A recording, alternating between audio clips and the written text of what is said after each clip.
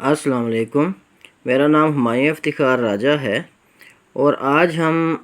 Tax valuations जो हैं immovable property पे एफबीआर की तरफ से जो कुछ अरसे पहले रिवाइज़ की गई थी, इस मसले को डिस्कस करेंगे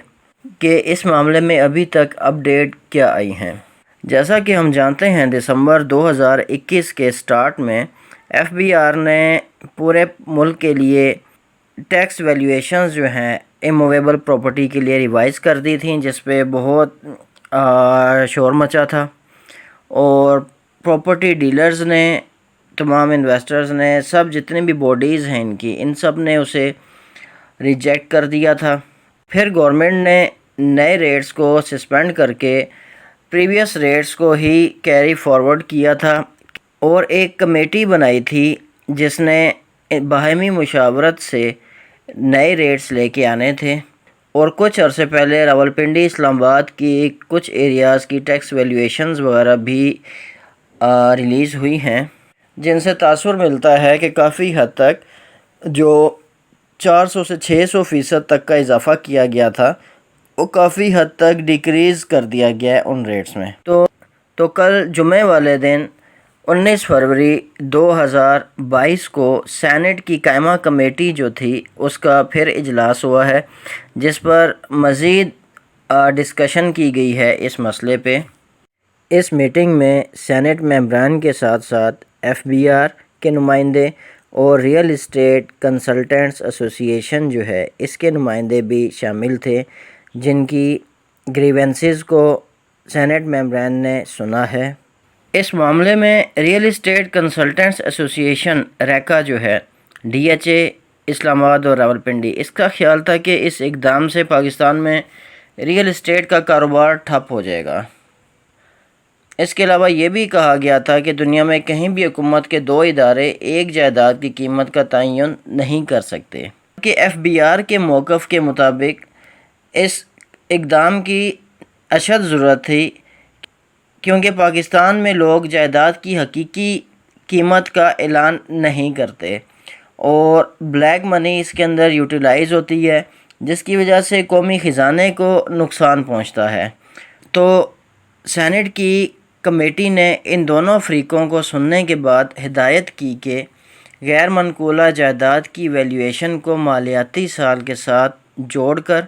अफराते ज़र के असरात को कम किया जाए और इस बात पर ज़ोर दिया कि इलाके के डिप्टी कमिश्नर को भी इस अमल में शामिल होना चाहिए। अच्छा, अब इस फ़ैसले का फ़ायदा क्या होगा? अगर हम प्रीवियसली देखें, हर 5 साल के बाद एफबीआर वैल्यूएशंस चेंज होती थी। इस दौरान अगर रियल इस्टेट की कीमतें ऊपर जाएं, नीचे आएँ, महंगाई ऊपर जाए, नीचे जाए, तो वो एक स्टैंडर्ड रहता था, कॉन्स्टेंटली रहती थी। तो कभी इन्वेस्टर के लिए या एंड यूज़र के लिए नुकसानदा होता था, कभी फ़ायदेमंद होता था। सेनेट की कमेटी की हिदायत पे अगर ये ईयरली बेसिस पे कर लेते हैं कि हर फाइनेंशियल ईयर जो है उसके रेट्स होंगे अलग से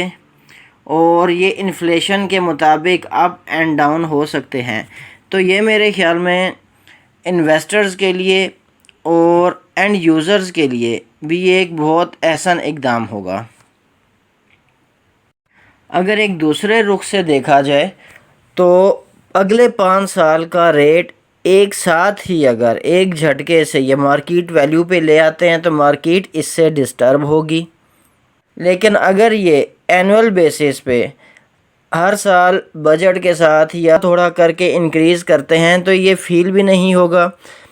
ज़्यादा लोगों को मसला भी नहीं होगा और ये इजीली टास्क अचीव भी इससे हो जाएगा। गवर्नमेंट के रेवेन्यू में भी इजाफ़ा होगा, काला धन भी इस सेक्टर से आहिस्ता आहिस्ता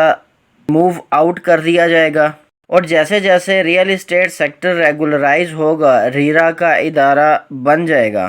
वैसे वैसे मज़ीद इस सेक्टर की प्रॉब्लम्स भी सॉल्व आउट हो जाएंगी। इसके अलावा ये वैल्यूएशन का सिस्टम सिंप्लीफाइड भी हो जाएगा कि जब मार्केट रेट इंक्रीज़ हो जाता है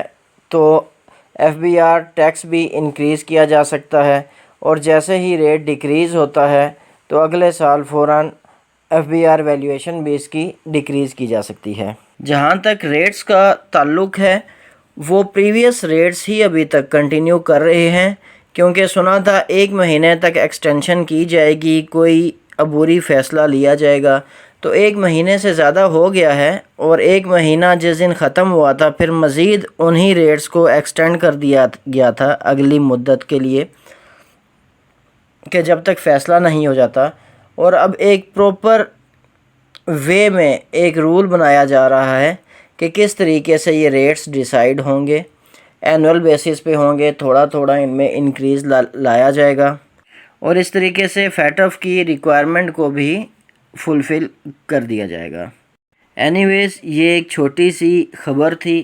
جو کہ ریئل اسٹیٹ میں جتنے لوگ بھی انویسٹ کر رہے ہیں ان سب کے لیے بینیفیشل ہے۔ اگر اس خبر کی ورڈنگ میں جائیں تو اس خبر کی ورڈنگ یہ ہے کہ جمعے کو یہاں منعقدہ کمیٹی کے اجلاس میں غیر منقولہ جائیدادوں کی قیمت کا معاملہ زیر بحث آیا۔ غیر منقولہ جائیداد کی قیمت کے جائزے کے بارے میں ریئل اسٹیٹ کنسلٹنٹس ایسوسی ایشن ریکا DHA اسلام آباد راولپنڈی کا خیال تھا کہ اس اقدام سے پاکستان میں ریئل اسٹیٹ کے کاروبار میں رکاوٹ آئے گی۔ اس نے زور دے کر کہا کہ دنیا میں کہیں بھی حکومت کے 2 ادارے ایک جائیداد کی قیمت کا تعین نہیں کر سکتے، جبکہ FBR نے کہا کہ یہ اقدام اس حقیقت کے پیش نظر ضروری ہے کیونکہ جائیداد کی حقیقی قیمت کا اعلان نہیں کیا جاتا۔ کمیٹی نے دونوں فریقوں کو سننے کے بعد ہدایت کی کہ غیر منقولہ جائیداد کی ایویلیویشن کو مالیاتی سال کے ساتھ جوڑ کر یعنی فائنینشیل ایئرلی بیسس پہ ہوگا، افراط زر کے اثر کو کم کیا جائے، مہنگائی کے مطابق اس کی ایڈجسٹمنٹ ہوگی۔ اس پر زور دیا گیا کہ علاقے کے ڈپٹی کمشنر کو اس عمل میں شامل ہونا چاہیے، کیونکہ ڈپٹی کمشنر اپنے ہر علاقے کی پراپرٹی کے بارے میں، ریٹس کے بارے میں بہتر جانتا ہے، تو یہ ایک احسن اقدام ہے کہ اس کو بھی شامل کیا جائے اس میں۔ ویسے بھی اسٹامپ ڈیوٹی کے جتنے ریٹس ہوتے ہیں اس میں ڈپٹی کمشنر بھی شامل ہوتا ہے۔ آگے اس خبر میں لکھا ہے کہ FBR غیر منقولہ جائیدادوں کی قیمتوں پر نظر ثانی کے لیے تیار ہے۔ آج کے لیے اتنی ہی خبر تھی، یہی اپڈیٹ تھی۔ آپ سب دوستوں کا بہت شکریہ، میرا چینل سبسکرائب کیجیے گا، مجھے اپنی دعاؤں میں یاد رکھیے گا۔ بہت شکریہ، اللہ حافظ۔